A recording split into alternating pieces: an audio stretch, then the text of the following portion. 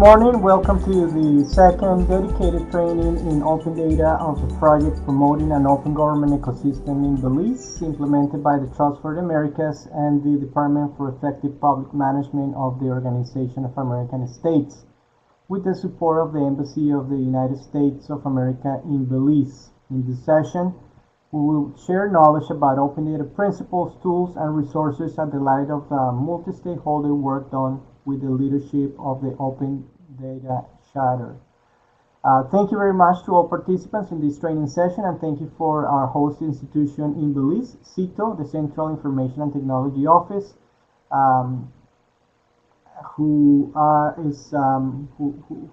have different officers connecting to this session as we speak. My name is Mike Mora, and I'm a specialist of the Department for Effective Public Management of the OAS, responsible in this case for the implementation of this open government project for Belize from the OAS side.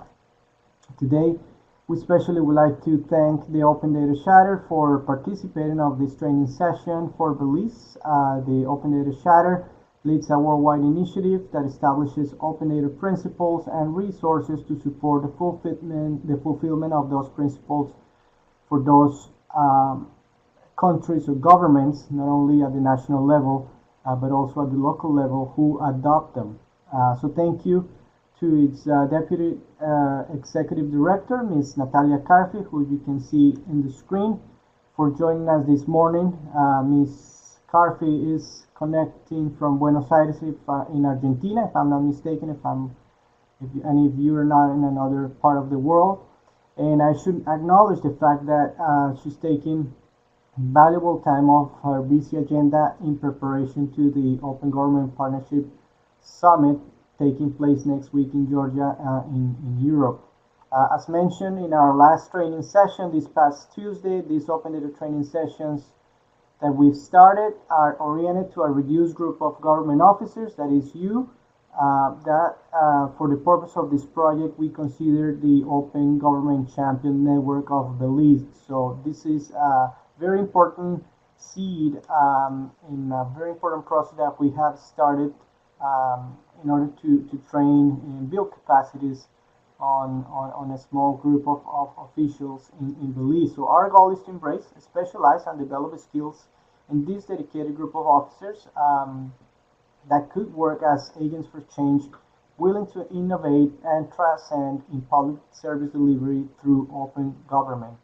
So I want to thank you for your attendance and commitment. Please as I said last week, do not miss any of the following sessions of the training program, as these sessions have been coordinated in a progressive way. Again, the video and materials related to all sessions of this training will be shared with you afterwards. We encourage you to share that knowledge widely with colleagues and within your own institutions. For questions about the project and how to engage, please contact our project coordinator in Belize, Mr. Henry Wade, who is also connected right now, and you have seen in the chat. He will be actively writing in the chat, and also we're going to hear from him at the end of this presentation during the Q&A session he will be moderating. As mentioned, at the end of the session, we'll have time for questions and answers with the speaker. So we ask you to please prepare your questions and share your questions throughout the presentation using the chat tool on the bottom right of your screen. Without further ado, I would like to present the speaker of the day, Ms. Natalia Carfi. Again, you'll see her on the screen right now. Beyond her role as a Deputy Executive Director of the Open Data Charter, she worked as the Open Government Director for the Undersecretary for Public Innovation and Open Government of the Government of Argentina, that until very recently, where she coordinated the co-creation of the third Open Government National Action Plan, a project that engaged 50 national ministries, the legislative and the judiciary powers, 11 provinces, and more than 400 participants from civil society. She has also been Open Government Coordinator for the Chilean government during 2014 and 2015. She's part of the Open Data Leadership Network and the Academic Committee of the International Open Data Conference. Me, myself, with the Organization of American States, we have worked with Natalia for quite a bit in all these roles. Finally, Natalia will support now the delivery of the Charter strategy, engaging with experts from government, civil society organizations, academics, and private sector. She will also support the development of plans to deliver projects in collaboration with the Charter network. So, very excited to have Natalia here with us. We couldn't ask for a better speaker to talk to us about open data principles and the resources that have been developed, created, and shared with governments to deepening open data in the world, and certainly here in the region. So, Natalia, from this point on, the floor is yours. The camera and the microphone. Please feel free to turn it on while I put your presentation on the screen, and you can begin. Thank you very much, Natalia. Thank you very much, Mike, and thanks everybody who connected. I'm super excited to be part of this project. As Mike said, we've worked together before, and it's always been a pleasure to collaborate with the Organization of American States. I've been a government official most of my professional life, and this is my first time being part of a civil society organization like the Open Data Charter. So thank you very much for the opportunity, and do not hesitate to ask any questions because we're here to talk. I guess on Tuesday you've gone through what open data is, but I didn't want to leave a brief explanation now. As you can see in the slide, for the charter and for everybody that works on open data is a digital data that is made available with technical and legal characteristics that are super important in order to be freely used and reused. Anybody should be able to get that data without any barriers, and it should be timely. We see open data as a key public good. It can create actually new public value, and governmental representatives are creators of data, but are not the owners of it. That's why we need to publish it, and publish it in certain ways that allow the reuse and can help support new economic benefits, new innovations to to help better development of public policies based on data. And for that, we have to work hard with governments to get to that point where you can actually publish the data that you produce. Okay, so the Open Data Charter is a collaboration between governments and experts that was born in 2015. Mike and I were there in the first conversations. The idea was to have an umbrella document and institution that could actually allow the conversations between all the key actors of the open data community, both governments, civil society organizations, and certain private organizations. We are lacking the private side in the open government movement, but they are mostly invited. And after 4 personal meetings with the experts and a public consultation both in English and in Spanish, we've come up with 6 principles that explain how governments should be publishing the information. All that with the horizon or the aspiration that data should be published open by default, and timely and interoperable. We will further go into those principles to see what the charter means in its wording, and what the adopters actually do when they adopt the charter. The mission of the charter is actually to embed open data as a central ingredient for achieving better solutions for the most pressing challenges. When we speak with governments, of course, is to try to be as transparent as you can, try to be as collaborative as you can, because via open data you can better collaborate either with other ministries and design better public policies, or with civil society in the big scope of what civil society means.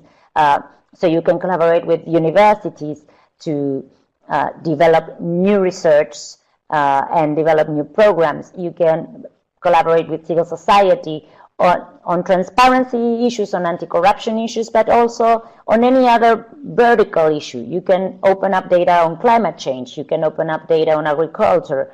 You can open up data on pretty much anything. And it's good to engage with civil society while you are designing your open data policy, because they are going to be the key reusers of the data. And opening up data is not cheap, nor an easy task. And to have those conversations and that collaborations going throughout the process of the design of the open data policy is key to its success. We, the Charter, have a network of governments and organizations from all over the world that work with this view on open data. Okay, so how do we do this? Because it all sounds perfect in the wedding, but it's more challenging.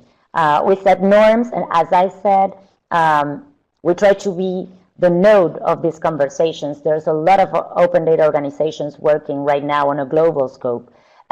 There's a lot of open data standards that are being created and are being used and tested all over the world. But as sometimes happens in governments, these organizations do not talk among each other, so they might be creating standards that are not interoperable among themselves, and the Charter is the place where to discuss these things. So we try to break the isolation of the institutions, both governments and civil society, around these conversations to leverage better the work that has been done. And then we help and actually develop demonstration projects. So we have this tool that I will introduce that is called the Open Up Guides, which are guides on which data sets to open if you're trying to develop a specific policy on a certain topic. So we do all the research and the collaboration with organizations and governments, but then we implement it to check if the guide is actually working and to make it actually better, because after the implementations, of course, there's been always a lot of lessons learned, and so we work and redo the Open Up Guides after the implementations, after this new information comes. So this is the way we view the data impact framework. You will see 3 different colors. The first process is data availability. Then the second process is the data reuse, and then accountability. These are 5 really to the point steps where you can see we start with obviously the data production and the data sharing. Those are processes that are mostly done within government. You have to, as government officials, to create the data infrastructure that actually allows this to happen. There's been a lot of experiences, and I've worked in different countries where the data that is being produced is not even digitalized. So you cannot even start speaking about opening up data if you're having all your information in paper. So you first have to focus on how the data is produced within the systems of the government. Then step 2 would be going to data sharing, and that's, of course, building up the infrastructure to share that data, but also take a very good look and work on the legal aspects of opening up data.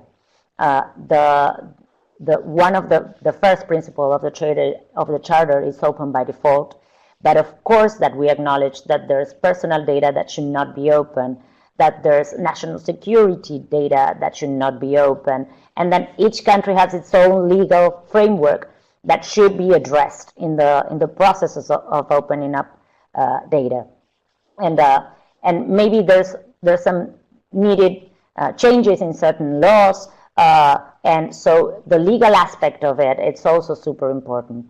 As you've seen probably on Tuesday, we need also the regulation of the sharing possibilities of the data that we are opening up.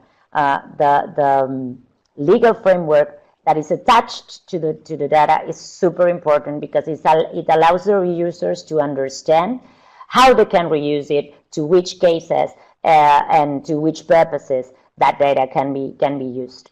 So it's super important to work on that also.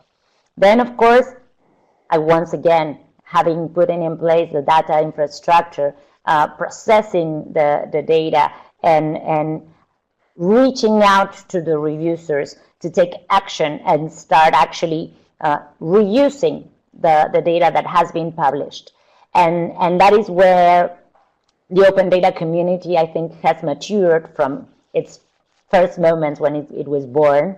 The first wave of open data portals had an objective of just putting out the data out there, building up the open data portals and putting whatever data sets seemed more easy to open. And it was based on the culture of open up data, and they will come. The reusers will come. They will reuse whatever data the government publishes. And we've been shifting in the last years to a view of publish with a purpose. You have to engage with the reusers first in order to be able to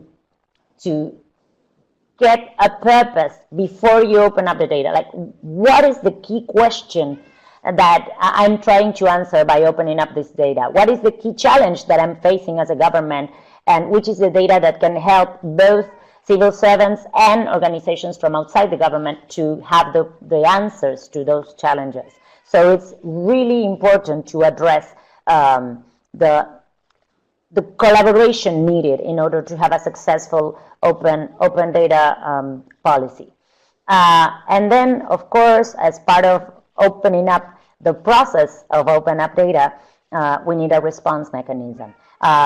Government should be open to collaboration, to comments, to probably some critics, but we need to have a responsible mechanism to have a proper response to those that are using the data. Okay, so here we go. These are the 6 principles that were put into place after a long process of collaboration among experts. So as you see, they are quite short and easy to understand, but we will go through them so you can have a look at what these principles actually entail.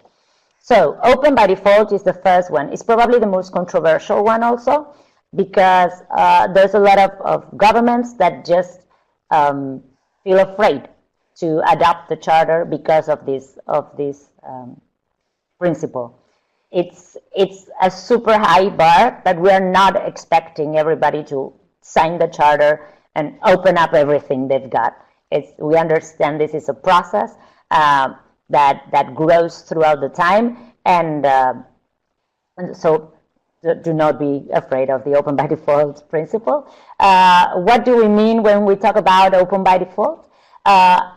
It's data that can be held either by national, regional, local, city governments. As Mike said, we have adopters from various levels of government, mostly national governments and local governments. Those are our key adopters. We don't have much of states or provincial levels of government adopting the charter. We're working on that.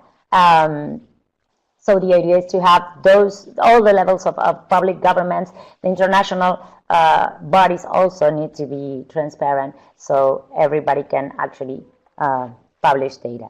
What we think is that government data is of value to the society and to the economy. We can create public value out of the publishing of the data, and governments by default actually create data all the time, every single day, and that the fact that it's not open is actually held back from the big work that is running a government.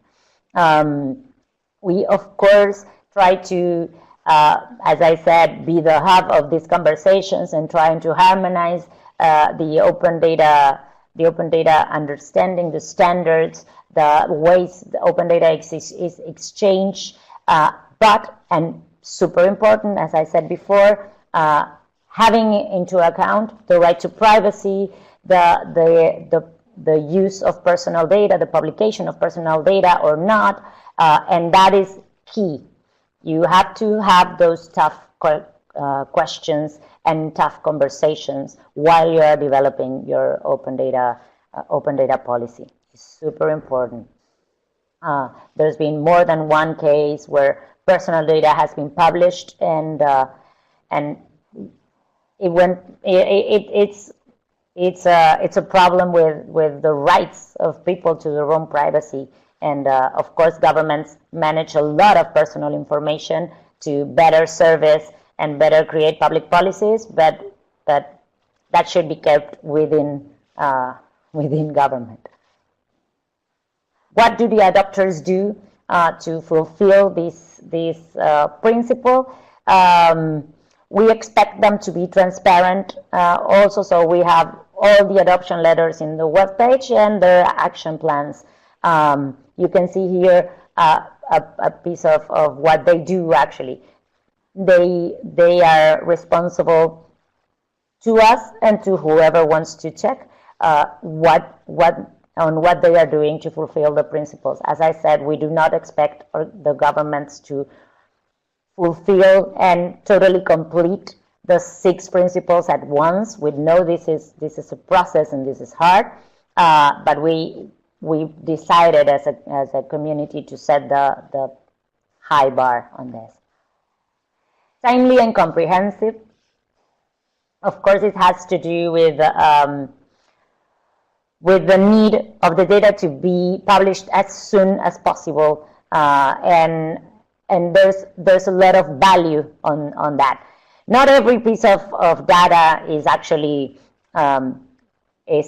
redone every year. There's, for example, census information that can be updated every 10 years, and that's okay. But if we're talking about, for example, expenditures or public procurement or transportation data, the fastest we publish that data, and we actually the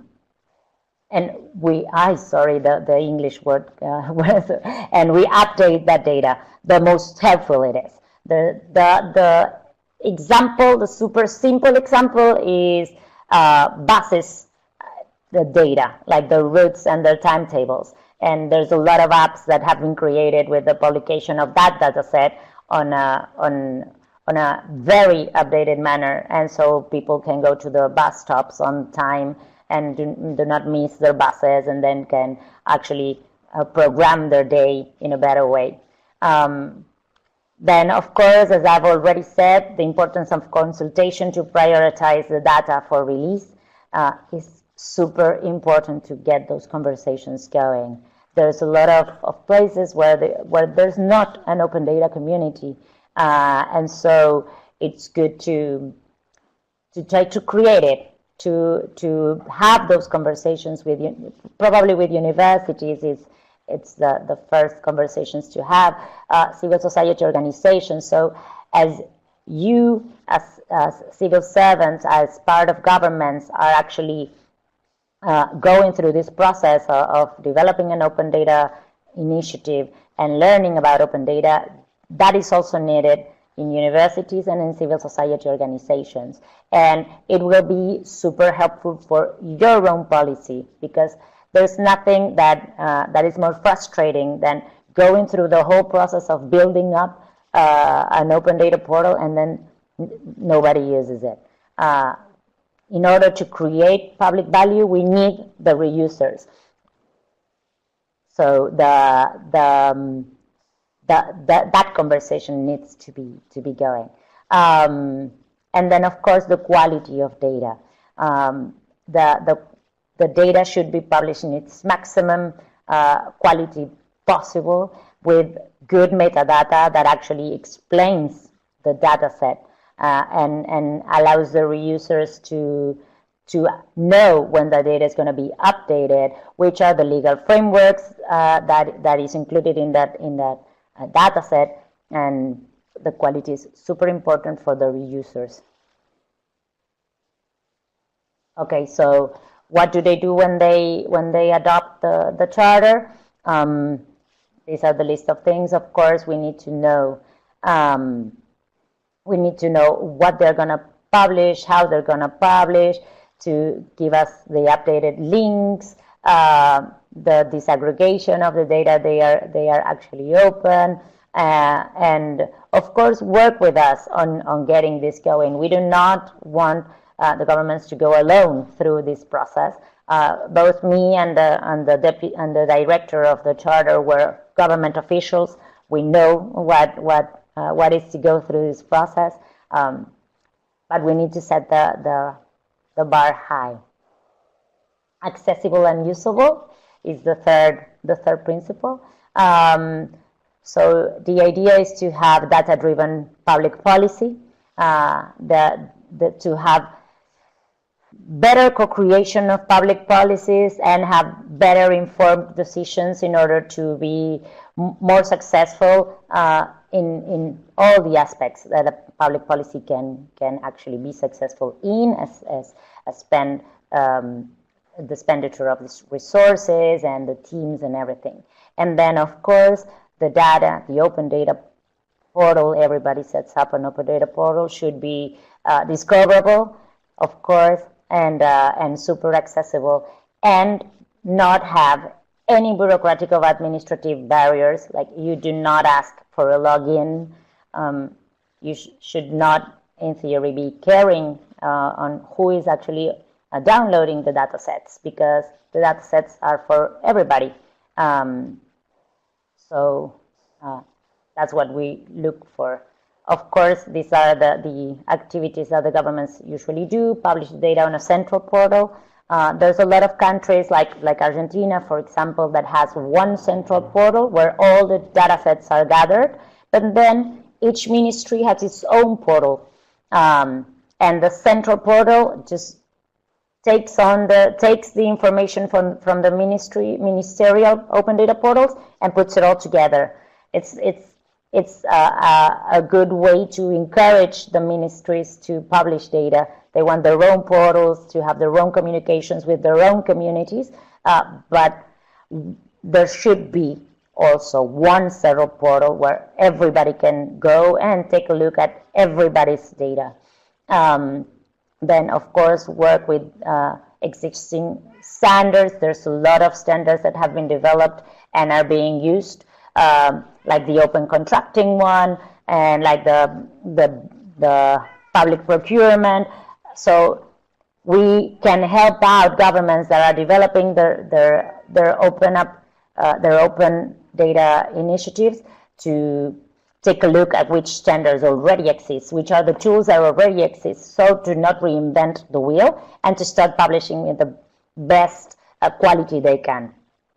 And then if you see F here in this list, the letter F, raise awareness on open data. This is what I was talking about, the open data community in each country. It's super important to help out develop that, because we need the reusers. Comparable and interoperable.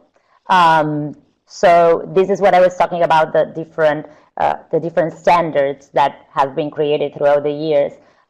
We need it to be interoperable. So if each of the organizations that are developing standards just works within their own vision, we might be lacking the possibility to interconnect those databases that are actually being opened.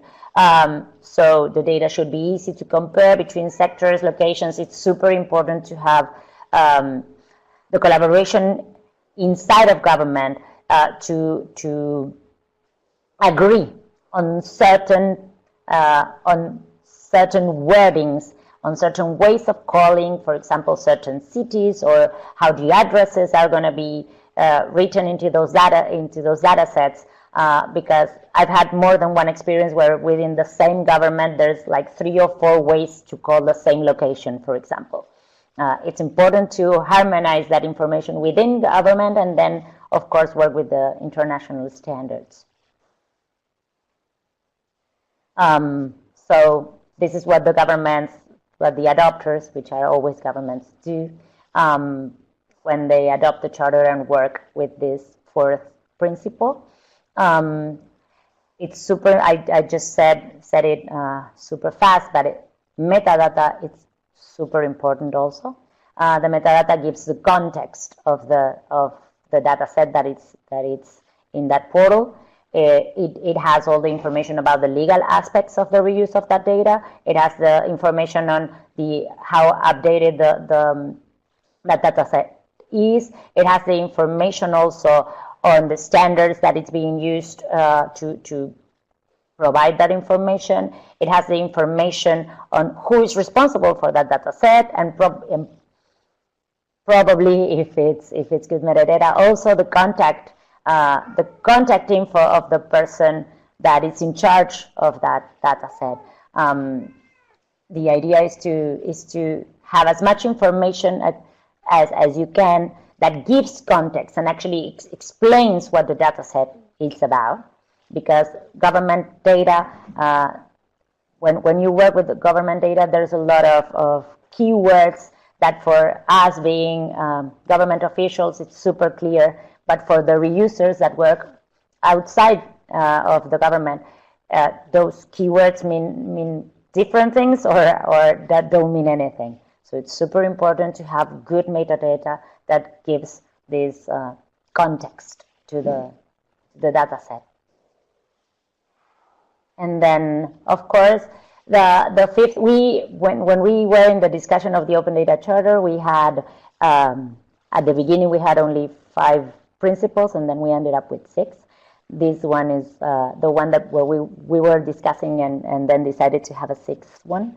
Of course, the open data is part of a bigger movement that it's open government, and the idea is that opening up data and having a transparency policy actually allows to have better participation, because all the actors in the participation process will have better information to be able to participate and influence and co-create with government better policies. More information allows deeper discussions and deeper conversations. So it actually opens up the possibility to have a mature conversation and to develop trust in public institutions, because the people know what the government is actually doing and can help in better ways to develop these new policies.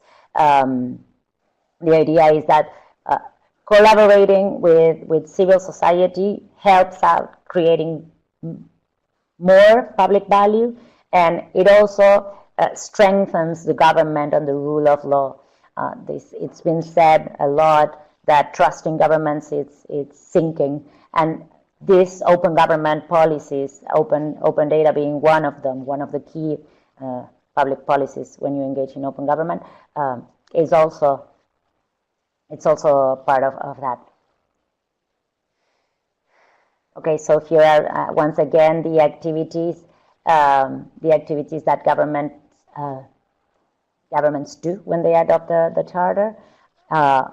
For example, you will see here the Freedom of Information Law or Access of Information Law. That is actually a law that works as another channel for transparency, because it it allows, sorry for that, it allows citizens to know how to ask government for data when they are not actually publishing it. So you have like the government publishing without being asked, and you develop the open data policy, but there should be also a legal way for citizens to ask for information that the government is not publishing. For inclusive development and innovation, this is the sixth principle that I was speaking about. This one was born in Chile, in a conversation in Chile.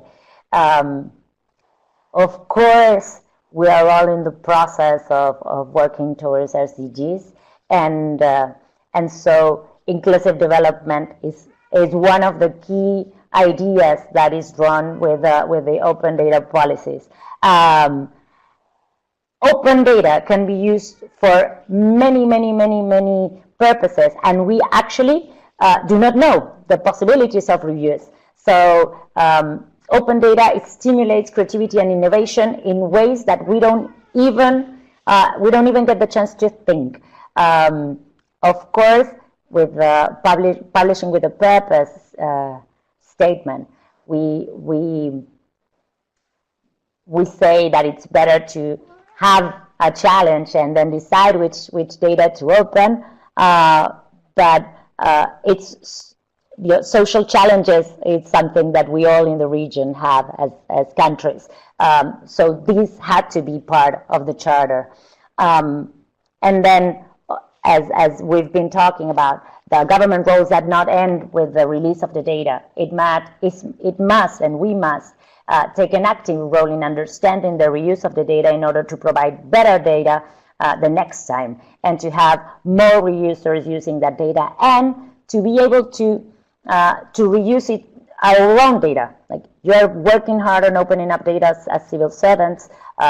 You should also be working hard on learning how to reuse that data and how to actually develop better data-driven policies.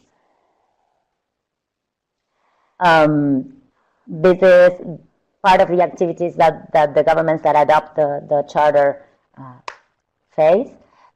So support the creation of a rich open data ecosystem. I've said that throughout my presentation, I think a million times.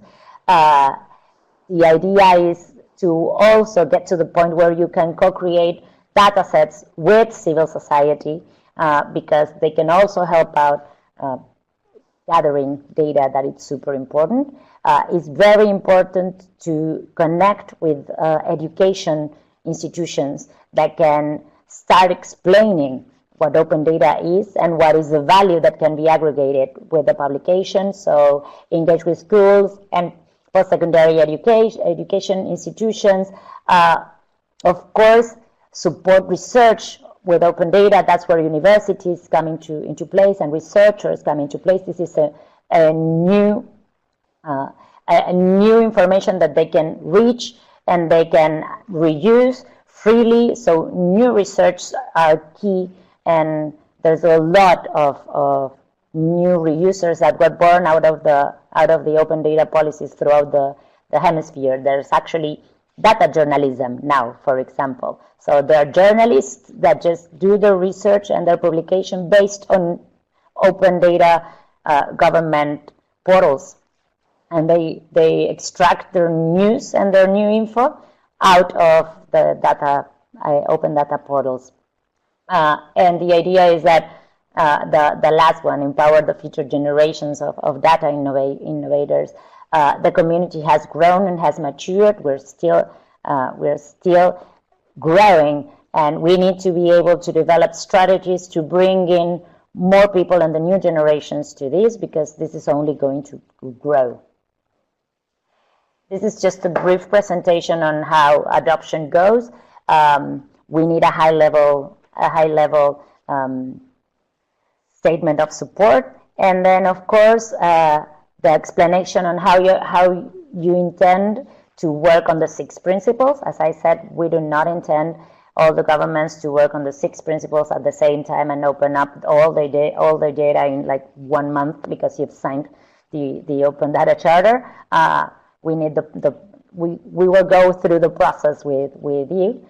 And that's why we have a resource center. Well, this is part of our network. You can see there we have a lot of organizations that work with us. We collaborate with zillions of other organizations that work both globally, regionally, and locally, depending on the project. So you can see that we would be able to help out with discussions with a lot of other organizations that might be working in your country.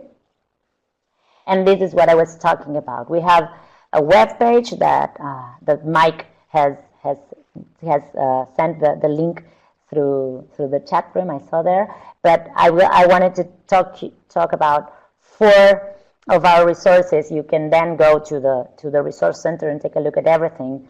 We have the Open Up guides, and we've just launched an Open Up Fields guide, which is the new methodology to create an Open Up guide. The Open Up guides are really straightforward guides for the governments to know which are the key data sets to open when you're talking about a specific topic. So we have, for example, the Open Up Guide on Anti-Corruption. So there's 30 data sets that have been singled out as the most important data sets to fight corruption, and all the structure to develop and to publish those data sets. The Open Up Guide on Anti-Corruption is super straightforward and has been implemented in Mexico. You will see also in the Resource Center the report on implementation in Mexico with all of its challenges and all of its wins. And so we are not working on making those minor changes to the guide out of the lessons learned of that implementation. So we have, as one of the resources, the field guides that give the whole methodology to create a new open up guide. We won't be able to create open up guides on every topic there is. So we decided to publish and share the methodology that we use. You have the Open Up Guide on Anti-Corruption. That is this guide that I've already talked about. And you have the report on the Mexican implementation. Then we have an Open Data Charter measurement guide that it's an excellent piece that was done by collaborators of the Open Data Charter that actually has all the possible measure mechanisms that there are in the open government community, and it made the document mixes up the principles and which measurement mechanisms there are there in the open government community. So if you're talking about open by default, you might be checking the Open Data Index or the Open Data Barometer. If you're talking about timely and comprehensively, you might be talking about the ODI's index. And so all those indexes and standards that already exist that can help out measure different parts of an open data policy are all there in a very good and structured document, which I encourage you to go through. And then we have an Open Up Guide on Agriculture that was developed with GODAN. GODAN is a coalition of institutions that works on opening up data on agriculture, and it's been working for a long time. And they had developed a zillion documents, but it was so much information that it didn't come through as an easy task. So we worked with them to have this super down-to-earth document where you can check out, if you want to open up information on agriculture, which are the key data sets that were selected by this great network that it's GODAN, and you can start working and leveraging if you're up to the task of opening up that data. There's the link in there and in the chat room of the Resource Center. There's a zillion more documents there because, as you saw, our network is huge, so we collaborate with everybody and we publish everybody's documents. So I encourage you to take a look at it. But these are 4 of the type of resources that we create. We want to be super down to earth and super helpful with governments.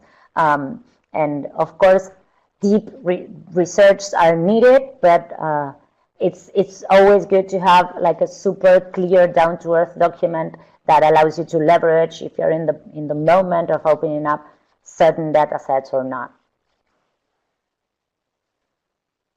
And I think I'm done with the presentation, and I'm open for consultations, questions, comments. I want to thank you, Nati, for the presentation. Thank you very much. Very insightful. If there is a place to start when implementing open data, that should be the principles, certainly, and the open data shatter. And obviously, the value of this beyond the definition of principles on open data, it's that there are resources that have been developed to support the implementation of those principles. So this is great because it's basically the basis where any country, any government, either at the local level, national level, could build their open data initiatives. We have definitely stated that in different processes that we had supported from the OAS in terms of policy development, open data policy development, and from the different experiences that we had supporting countries in the development of those open data policies, national open data policies. All of them had taken into consideration the principles of the open data shatter. So there's no need to reinvent the wheel. The principles are there. That's important, and of course all the support that comes with it. So we definitely encourage everybody to look at these principles and to adopt them as much as possible as the different scenarios as Nati Carfi will explain. So thank you very much for this very comprehensive presentation. Um, I would like to just move on to the Q&A session.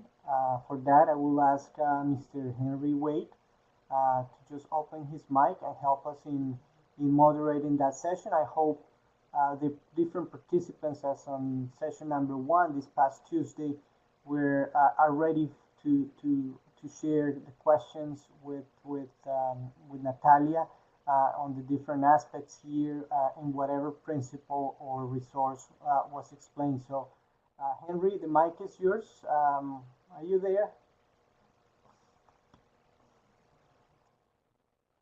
Good morning, guys. Good morning, Mike. Can you hear me? Yes, Henry. Yes. Again, wonderful presentation. Very, very informative, Natalia. Um, and greetings from Belize. We're connecting all the way in Belize. And you see, we have some great participants, 13 in number. And I'm sure that the first session was very informative, opening up our eyes to what open data is and understanding more about the benefits of open data. And your guide, your presentation, again, adds to that. So I want to thank you for that informative and comprehensive presentation. So as Mike said to the group, we're now open for questions. So guys, please feel free, all participants, feel free to start sharing your questions in the chat box so that we could have Natalia address any questions or comments that you'd like addressed at this point in time.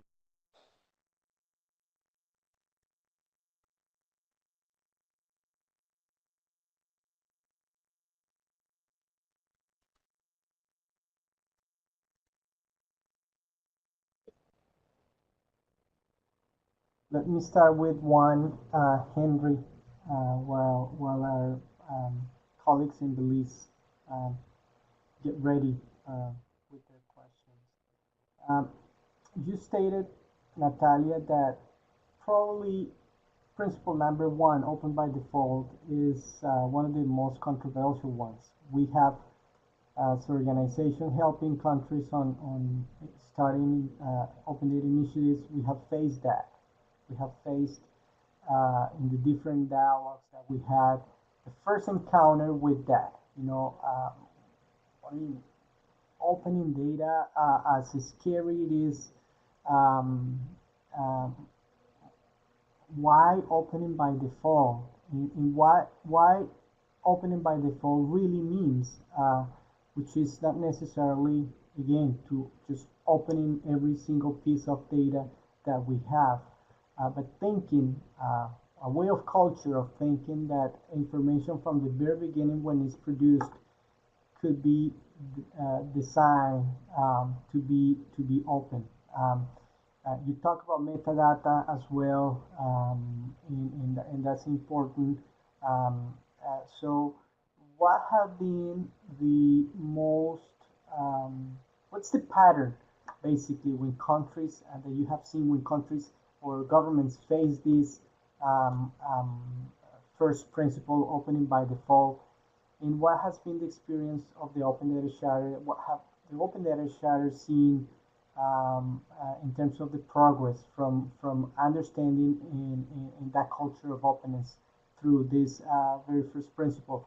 Any thoughts that you might have on that, would be highly appreciated. One of the main challenges when you propose to open up the government, and especially to open up data, is the culture within government. So open government and open data has to be seen and has to be understood as a cultural change within government.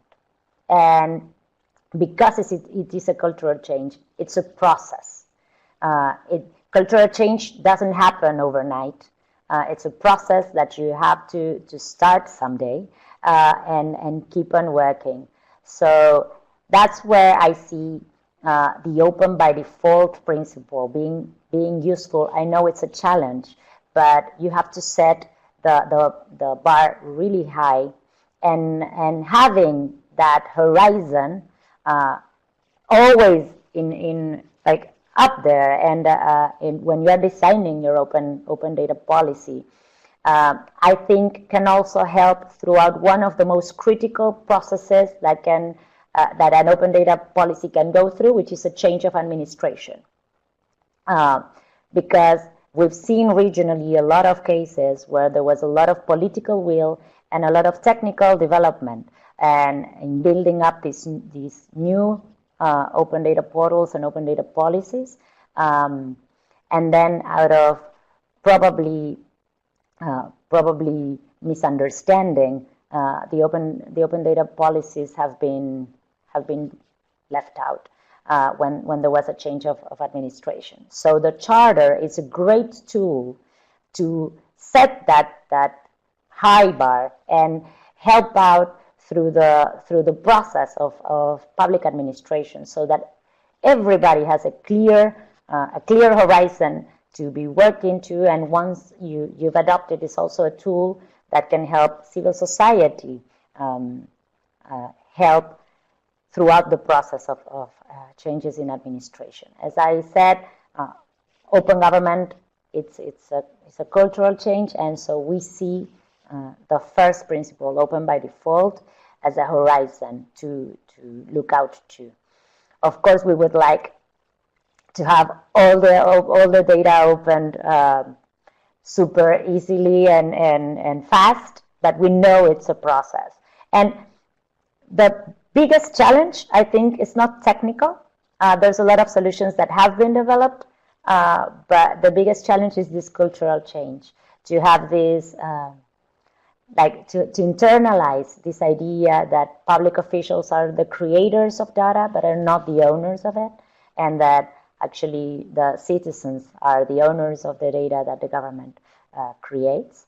And that's a big change for governmental officials. It was a big change for me, I know, because when I entered my first position as government official, it was 10 to 11 years ago, and now for government has at least 8 or 7 years in place.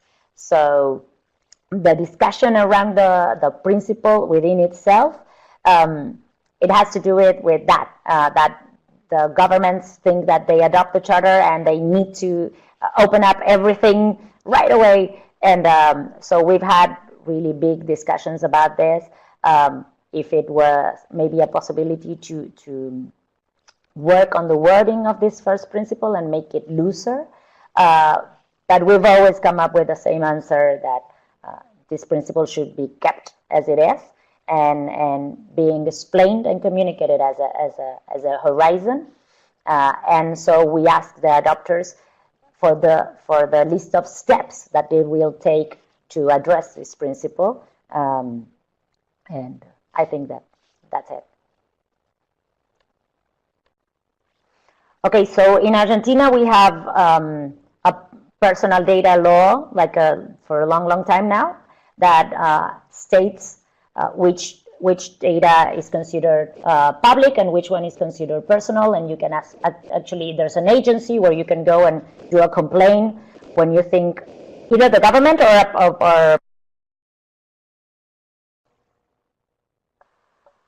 Great. We have a question from Inaldi Gomez from the Immigration Department here in Belize. What examples of legislation can you share that were tied to open data in your country? Belize does not have any laws governing data integrity at the moment. And would this type of legislation be relevant to open data? Using your personal data for other purposes than the purpose that was shared for. And then Argentina took 15 years to have a freedom of information law. I was part of that movement that was developing the project. And so from 2016, we have a freedom of information law that obviously states the legal framework on how the citizens can ask for information from the government. But as we took so much time, now it's a super modern access of information law because it has open data within the law. So we worked with the Congress. We, as the government of Argentina, because I was part of the government of Argentina at that time, we worked with the Congress on having one chapter on data that should be open by default, and it's key data sets on anti-corruption fight. So within the freedom of information law, we have an open data chapter that states certain data sets that all the ministries have to publish and are now publishing, whether the citizenship asks for them or not. But it was out of a bad thing, which is that we had to fight for 15 years to have a freedom of information law. We ended up with a super good freedom of information law, a super modern one. I'm afraid I don't have it in English to share, but I can share the Spanish link.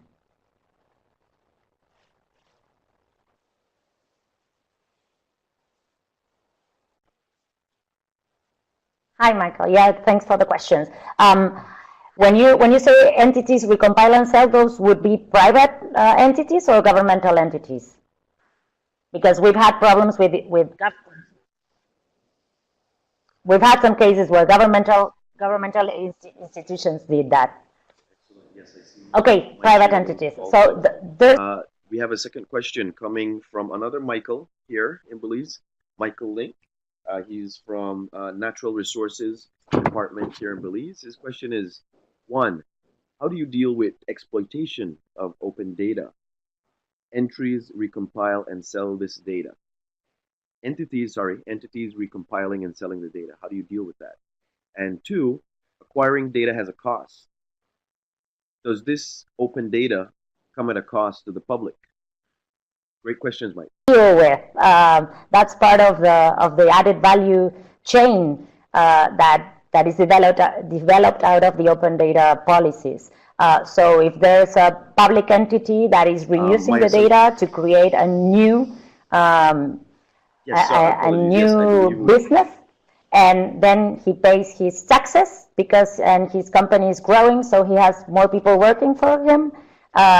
That's part of the returns of opening up data. So you don't deal with that. You just try to actually develop better data sets and better high quality data sets to have more businesses created around open data.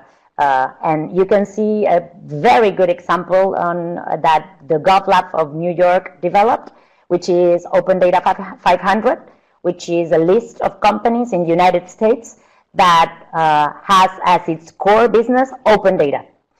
So they called it Open Data 500 because when they first started, they thought they would only find 500 companies, but then I don't remember the exact name they came about, but it was like 1,500 companies at its first year of research.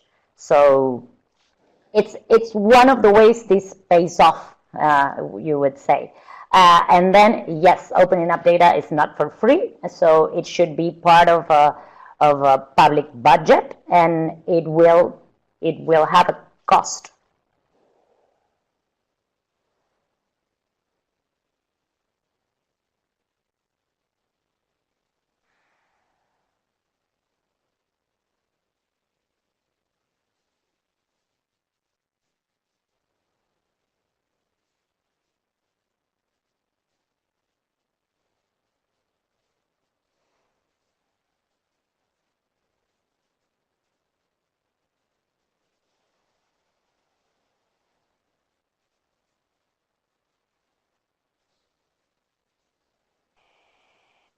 Excellent. Thank you, Natalia. Any other questions, guys? I see we have a comment and a question combined from Juan Pablo, Ministry of Health. Yesterday, we were introduced to the concept that a phased approach to developing open data is a more practical framework for reaching sustainable open. There's actually not one way to go about this. Argentina has ministerial open data portals and then one central portal that gathers all that information in one portal. Chile has one central portal and that's it. Have you seen other approaches that have it has to be think about within the scope of and the organization of each government, and depending on where the open data policy is going to be, because there are certain countries where the open data policy is led by the chief of staff, so it makes sense to have one portal. There are certain countries that have open data policy driven by, for example, Argentina, the modernization ministry, but it's one ministry that has exactly the same level as the other ministries. So it depends. That is actually something that you should think about, and also depends on the capacities of each of the ministries. Maybe there's one ministry that is super modern within their own systems and their data infrastructure, and wants to start. But it's always important to have at least one central portal where all the information is together, and then figure out if ministerial open data portals are into place or not. That is totally up to you, and there's not one recipe. It has to do with the idiosyncrasy of each country. So sorry, I cannot be more helpful, but we've seen zillion of cases being successful or not, but it actually depends on the country.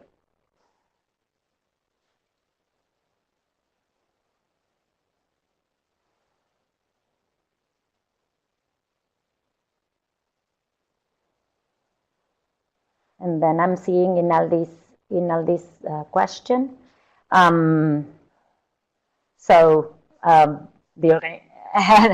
would say the Organization of American States, the IDB, the World Bank, they all have teams that work on freedom of information, open data, and open government.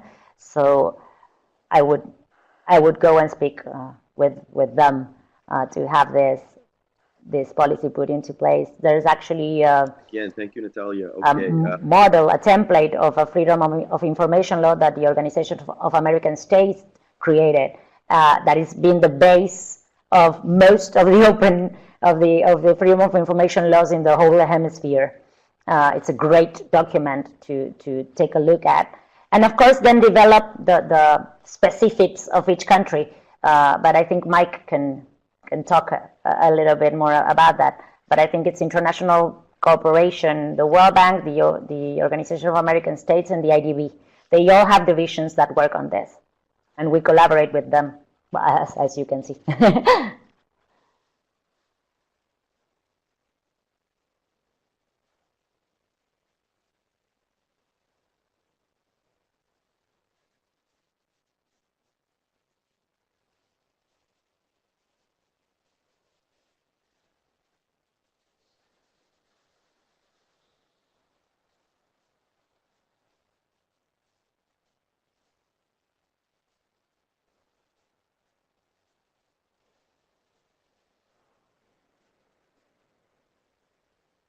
Okay, thank you, Natalia. Any other questions, guys? I see Natalia already Okay, so thanks addressed a for the question question. from Well, I think Rinaldi from my Gomez in terms perspective, of you're seeking in the right financial path, support. Is there collaborating with the anything, Organization of Mike, American that States, perhaps you could and add on that, or maybe share a little having bit more conversations information with people on that have gone through some of the this. work As I that the said, OAS there's has a lot done of things that in have other parts of already the been country? developed and that could be Costa Rica comes to reused, mind. as even the code of the Open Data Portal, the most.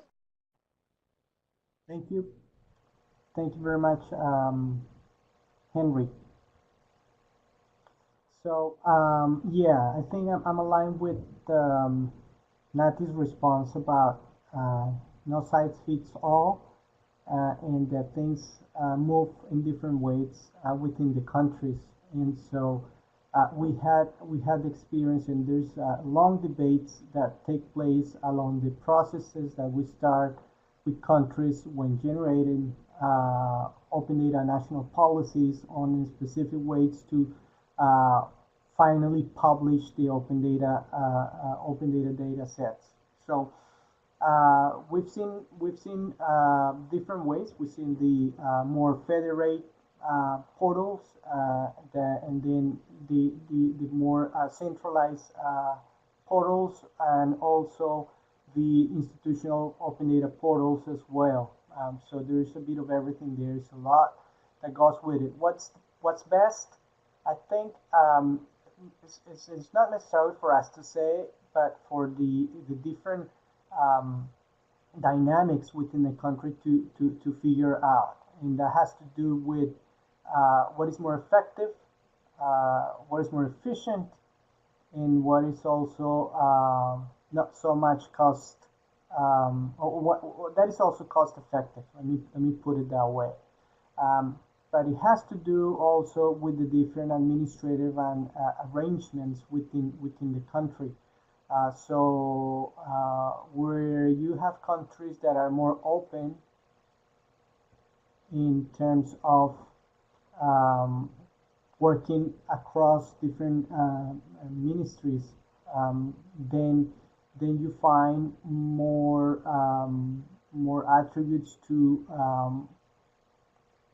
get ministries to use a more centralized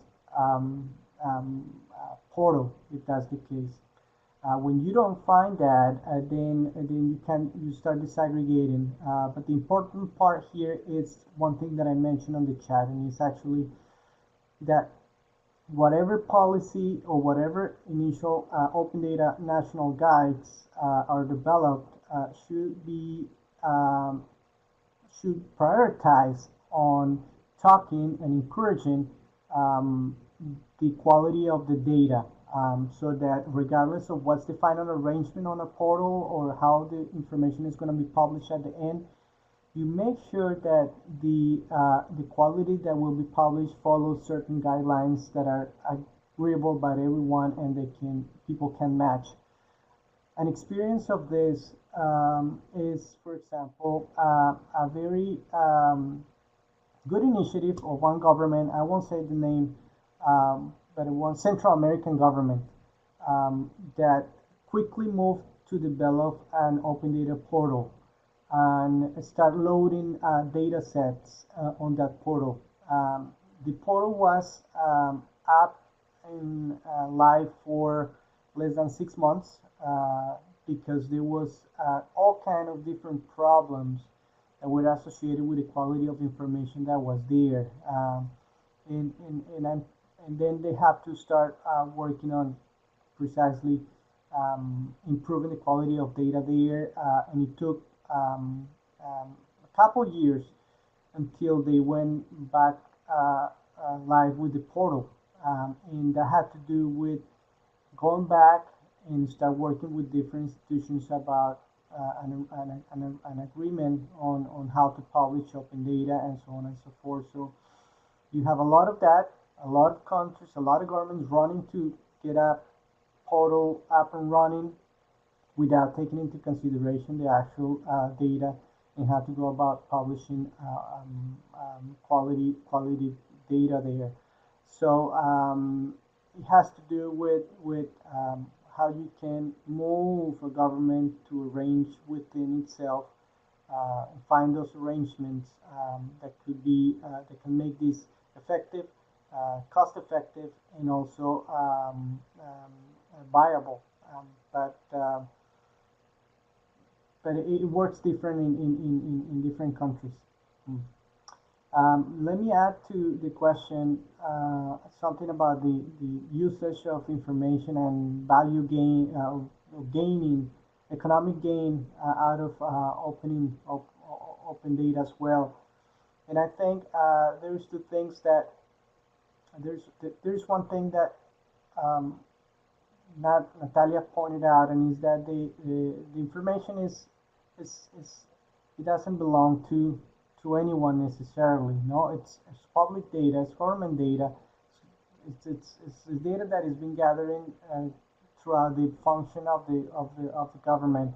And so, in that sense, yeah, it belongs to the institution who gathers it and is publishing, but is published in a way that is to be used, freely used. So one thing that is encouraged under open data is actually to actually get value out of the data that is opened, and that is important. It could be social value, it could be a public service, it could be actually economic gain out of it, but it's transformed. So there's two things to it. One thing is actually getting the data set and selling it, which is not open, is not what open data is looking for. Uh, and the second thing that is most important is actually getting that data set or data sets, whatever it is, transforming it, giving it value, and then developing new products, new services and that could lead to economic gain. Now, that is what open data is also looking for. In my presentations on open data, I show a slide of the economic value of open data in Europe. I don't have it here handy, but probably I will share it in a general presentation that I have. There's a lot of value on opening that could be economic value that could be gained out of opening data. And it's not for the government to be the intermediary who take that information and generate value on it. Now, some ministries see value on certain information that is open from another ministry. They take it also. They become intermediaries on adding value to that information, but it's not necessarily the end user. But as a part of its own functions, it works. I think I mentioned it on the last session, specifically information on the environment, climate, and other things are of interest of other ministries as well, who might need that information, and so they become intermediaries, add a layer of information, an application, and it's used for their own purposes. The same happened with outsiders. The third parties, outside government, could take that open data and add value to it. I leave it there. Thanks, Mike. So in terms of other questions, guys, I see we have different comments coming in.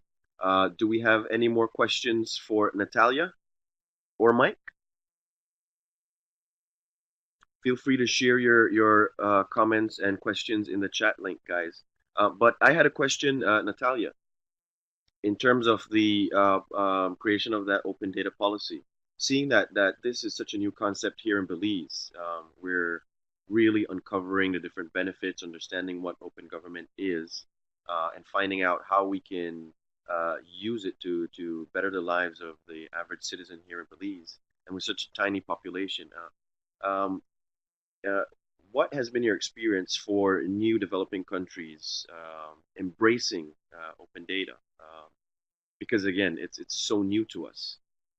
There's still a lot of education that needs to take place. There's quite a bit of work that needs to get done, which is part of the project that we're working on. But from your experience, again, how have countries new to open data embraced it, and what would be some of the uh, recommendations or takeaways that you've seen with those countries embracing open data? Its its code is open, and you can actually create your own open data portal without spending one dime on the code. As I said, opening up data is not free. There's a lot of peer-to-peer learning that you could do, and probably the best recommendation I could do is to try to figure out which country was in the same position you are today, and have a clear conversation with the public officials. There's a you will get to experience. There's a lot of super honest conversations that you will have with the public officials that have developed these processes in other countries, and they will share the do's and the don'ts. Then another thing is to have the proper team in place. You need to have not a like a super big team to get started, but you need to have the technical support, the legal support, and of course the public, the political support. But as far as a team, you need to have people that understand about data infrastructure, about data sets, about data mining, to develop those data sets that will be published, a good legal advice, so you can put all the legal framework in place. And then, of course, somebody or something, because this is important, somebody in charge of the connections outside of government. I don't know if it says public relations or whatever, but you need to engage with outside actors to develop this policy and to collaborate while you're developing this policy in order to have a successful open data policy. That would be my advice. And then to start publishing, to understand what that means. Gathering. You don't need to have like a zillion data sets to open up your portal. And the process of publishing and the process of creating some challenges around those first data sets, and so gathering community around that first version of the open data portal. You don't need to have everything in place. Like, I want every ministry to be involved in this. Those are conversations that will take place because this is part of a cultural change. So just go with the ministries that are more keen on opening up data and are better positioned as far as their data infrastructure goes, and are more open to collaborate with you. I see here at least 13 people that are going to be working on this, and that's a pretty good number to get started. But those would be my recommendations. Just a lot of peer-to-peer learning, and because there's people that has gone through what you're going through right now, and there's a lot of lessons learned, and the community of open data in the region is super collaborative, and Mike knows about that because he's been working on this for a long time, and government officials are super collaborative, and civil society also.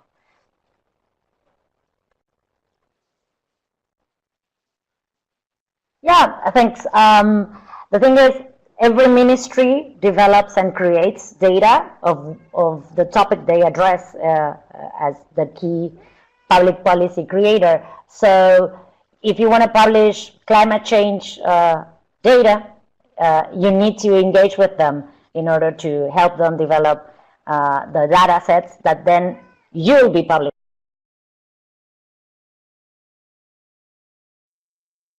Great, thank you, Natalia. Okay, I see a comment there from Mr. Ball. If Mike can share the name of the site or system that Natalia is referring to. Okay, CCAT. Okay. Yes. So, would you like to also maybe add on that as well, Mike, in terms of the different groups, the different partners and agencies that because what we're trying to do here is create this core working group of government officials to drive the open data and open government agenda forward.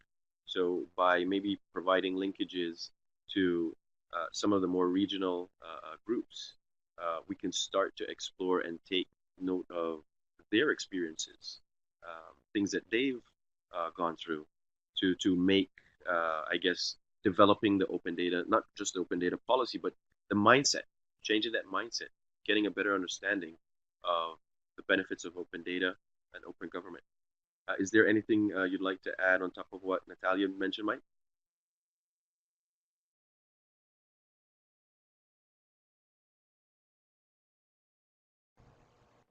Henry, I'm sorry, I lost you on the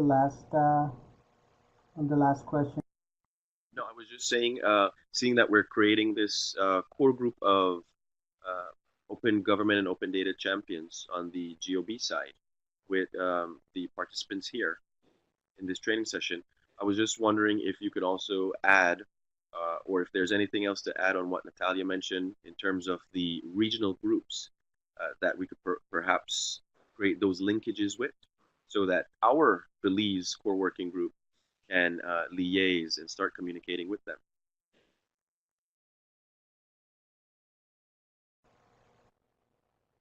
Yes, thank you, Henry.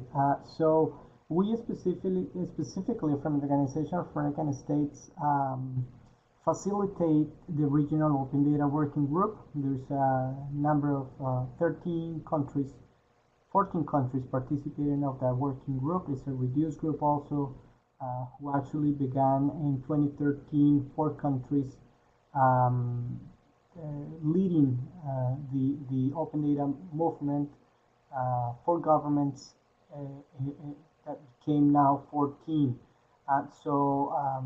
Those countries, that working group is hosted in a network called the Electronic Government Network of Latin America and the Caribbean, HEALC, where CITO participates in participates in the network, not necessarily up to now in the working group.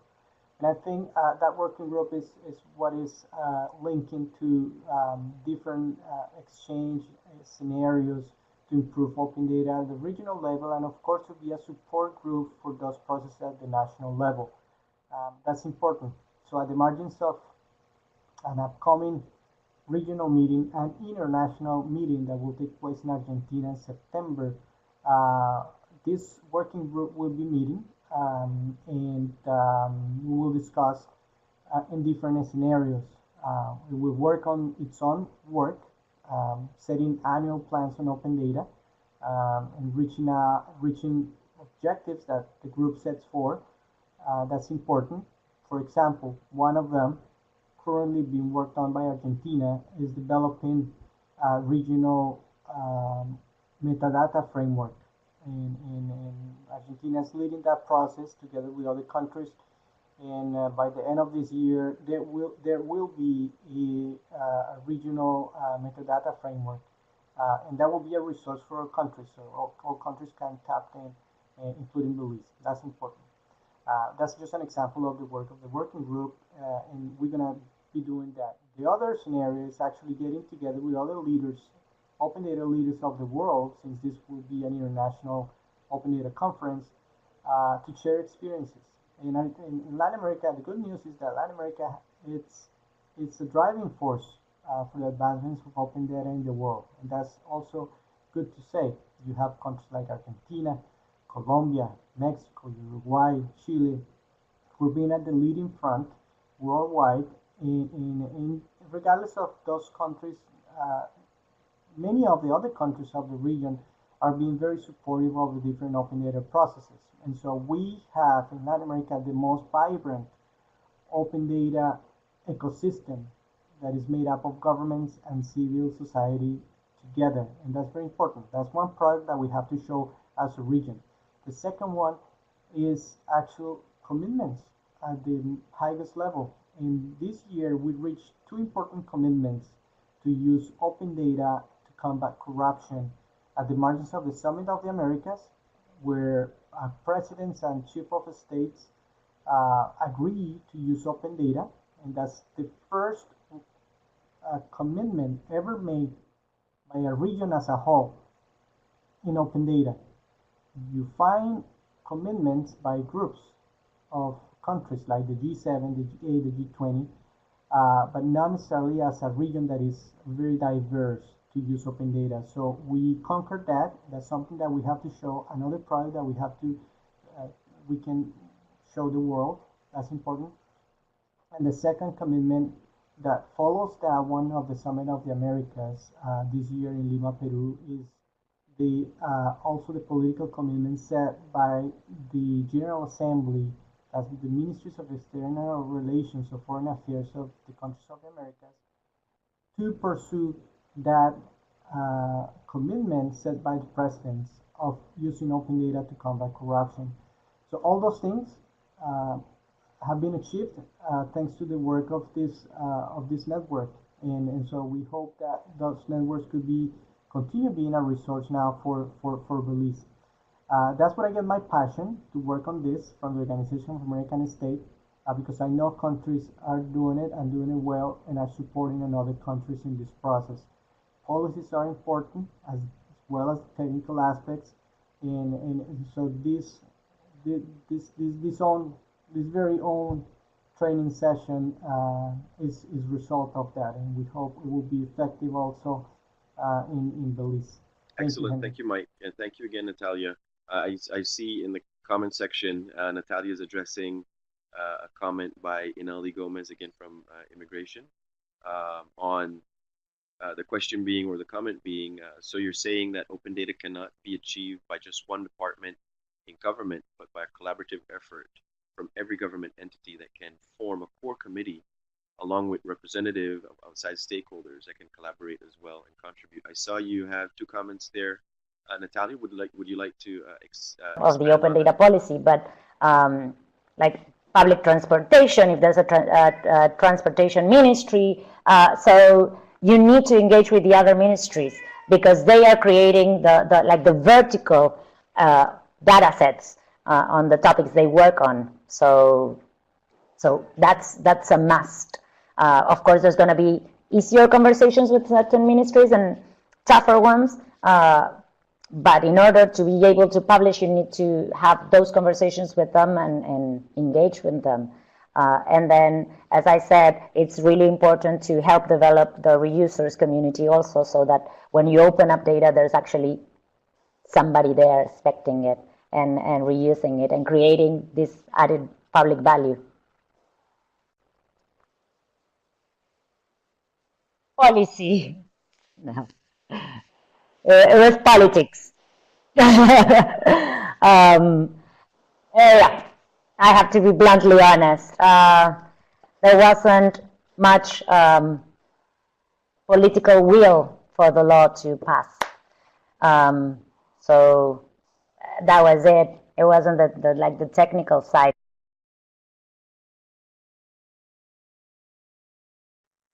Excellent. Thank you, Natalia. Are there any more questions, guys? Please feel free to share your questions. I know we're at 10:30 at this moment. So maybe another 5-10 minutes. We open for discussions, comments, questions. Is that okay, Mike?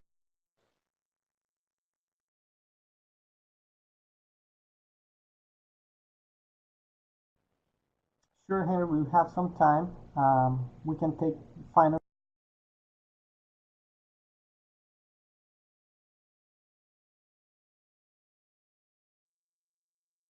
Natalia, you'd mentioned that Argentina took 15 years to enable its legislation, which you noted is quite an advanced piece of legislation.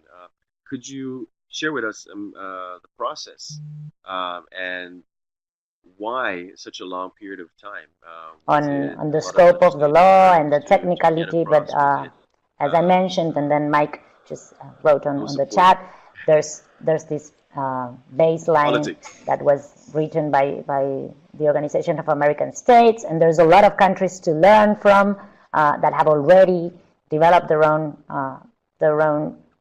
freedom of information laws. In Argentina, I think it had to do with politics and agreements or disagreements among political parties. It didn't have to do with the with the technicalities or even the implementations. It was mostly that.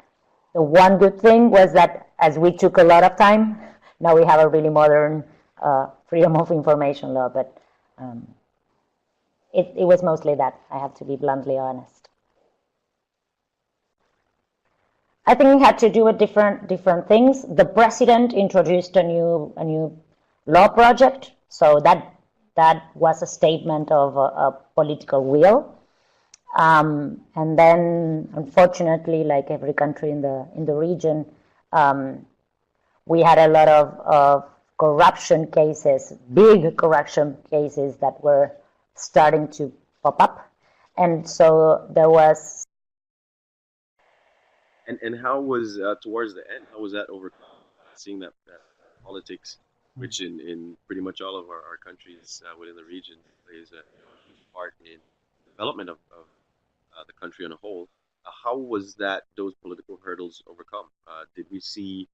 Did you guys see in Argentina new thinking, forward thinking by the new politicians that took power? Claim to have these law and other laws passed through Congress in order to be able to fight corruption within government. So there was both a momentum from the politicians and having the president introduce this project, and like a Argentinian momentum on anti-corruption. Everybody was talking about that, and this piece of law is one of the key laws in order to have a proper anti-corruption policy. So I guess it was just at a time where everything aligned, and the political will. We had a good project, and these scandals that unfortunately pop up moved forward the process. Thank you very much, Mike. I just wanted to say thanks to you, thanks to Henry and everybody that connected and asked questions. You can reach out to me as many times as you want. The charter is there for you. We will help as much as we can, and Avi is just if you want to keep on.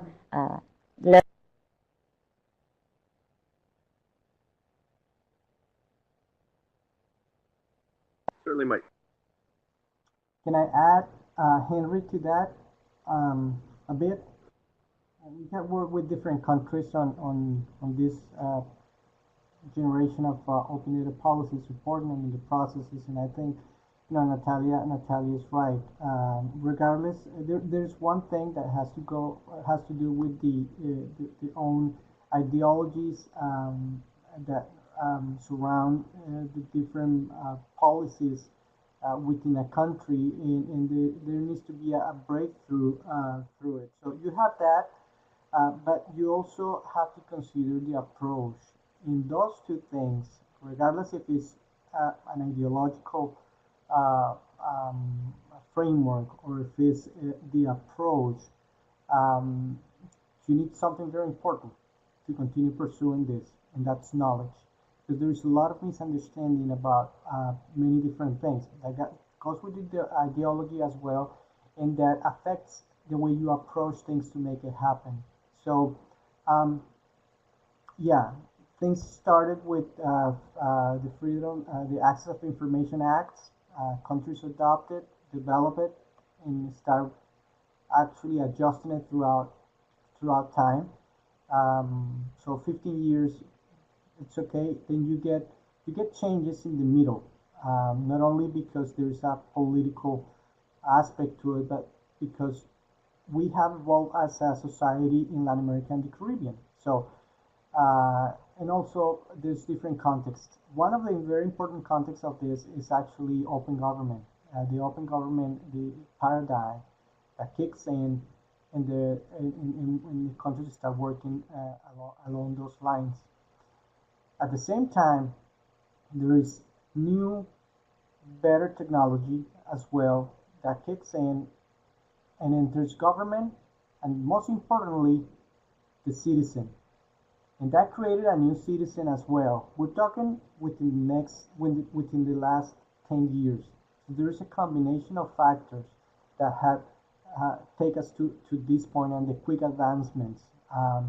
Definitely the pressure of a new citizen that is much more informed and have ways to communicate much more quickly with the government, and not just with the government, but with society through social media. That's important. And so governments start taking into consideration a few things. First of all, in getting ready technically to do better service delivery. But with that, actually getting to the final end user, which is the citizen. And then, on the other hand, you have the citizen. So you have a combination of factors, and then there is open government, this paradigm that kicks in uh, and, uh, uh, to do governance. And and all this require knowledge in the middle, because that's part of what we're doing here with this training. The misunderstanding of many things that have been actually holding back policy improvement. And so you have the access of information laws, and then you start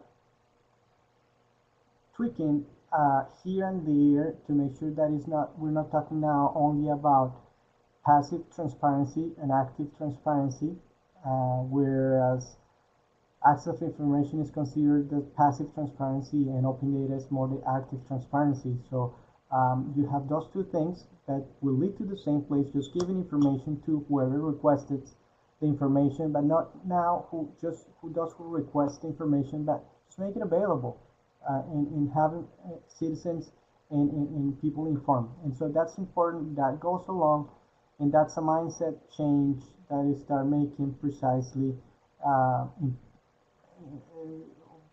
improving those legal frameworks.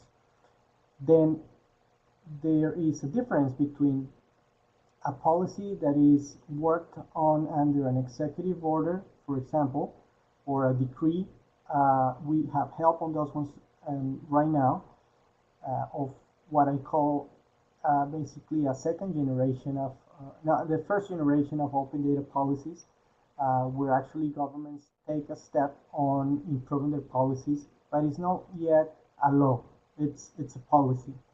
And so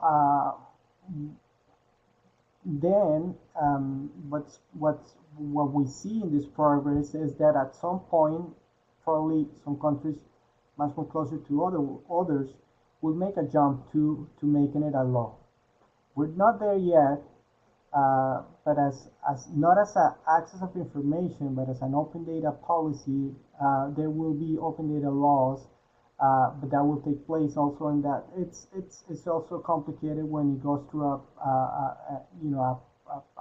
a process to be approved in Parliament. Of course, different that when it's a policy and it's agreed by cabinet, by the ministries, and signed by the president. Now, the other part that goes with it is that these these new policies, are also embedded in the commitments that the countries have made to the Open Government Partnership. So, in response to the commitments that the countries made internationally, then the end result is having new policies. And so that's good because the countries are committed to it and they have to respond to those commitments. And so there's new policies there too as well. and so there's different frameworks that are out there, OGP, Open Government Partnership being one of them, that has also support that processes. Thank you. Henry, we might be leading to the end of the session, but let's see if we can wrap it up if there are no more questions. And I know also Natalia has more things to do, a lot more things. So we thank her for her time. And if we agree all, including with the participants, that Okay, thank you, Mike. Thank you again, Natalia. I do believe that I think we've exhausted in terms of questions here, Mike. As you rightly mentioned, it's been a very informative session. I know I gained quite a bit of knowledge, and my participation or work within the project is informing me tremendously on open data and open government. So again, I want to thank you, Natalia, for joining us today and sharing with us a very informative presentation. I know, Mike, we're going to be packaging together the chat info and presentation to share with participants as well as the video. I know that they're eager to review the materials as well. And as soon, if there are any other questions, guys, at the end of the session or later on during the course of today, until we meet again next week, Tuesday, please feel free to email me. I'm going to be sharing again my contact information in the chat. And also, please feel free to join and like and share our Facebook page in terms of getting the word out on the project and what we're doing. There's a lot of exciting work coming up. I know Mike is going to agree and agree with me on that. So look forward to a lot more activities with regards to the project. With that said, Mike, if there's any other closing statements, comments on your end, Natalia also.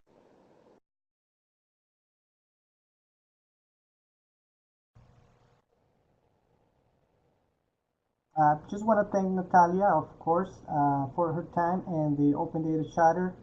Thank you for the insights that have been brought. A partner of the OAS, and we're happy to do so. There's different works that the Open Data Charter will continue to do. One of them is revamping those 6 principles, work that is being done already globally, and will be also done in this international and regional conference that I mentioned will take place in Argentina in September.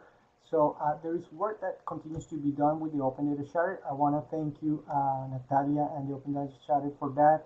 And just for the participants, just to leave a side note on this, as this is our second training session, and we see a particular instrument that contemplates to be adopted within this group that we're training, and of course the work on this project promoting open government ecosystem in Belize that has Mr. Henry Wade on the ground in Belize. We will make ourselves available to support as much as possible the development, the improvement and advancement of open data in Belize, and that's what we're doing here with this. Hopefully one day the agreement of this group, the different activities that we're going to have on site to in Belize, and the support and technical assistance that we'll be giving to Belize within the framework of this project could lead precisely to the adoption of these principles and could facilitate that. So for that, I just leave it there, and leave you with that, so that we can work throughout the rest of the project along those lines.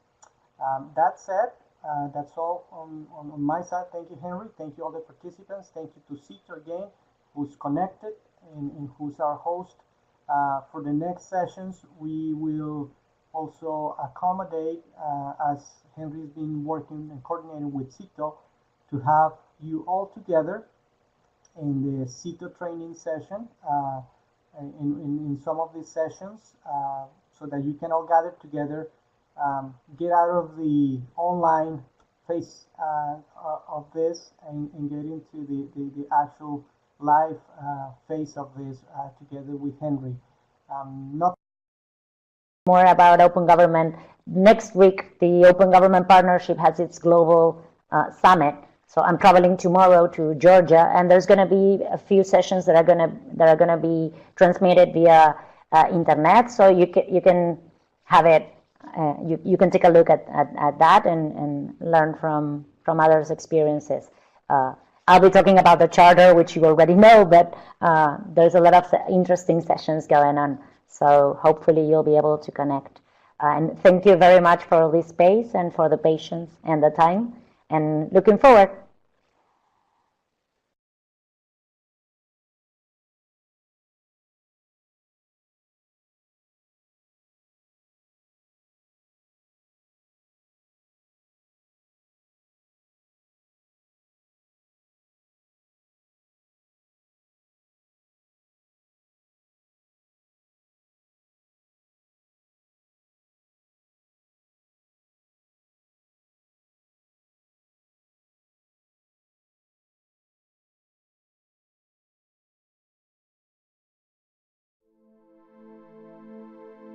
Okay, with that, I guess it's official. We close this session. Mike, Natalia, again, a big thank you connecting with us. Mike in DC, Natalia in Argentina. And we look forward to another session on next week, Tuesday, Mike. I believe that's starting at 10 a.m. Just another reminder to our participants here. 10 a.m. Tuesday, July 17th. All right. So again, thank you, Natalia. Thank you, Mike. Thank you all. And have a wonderful day ahead. And safe travels, Natalia.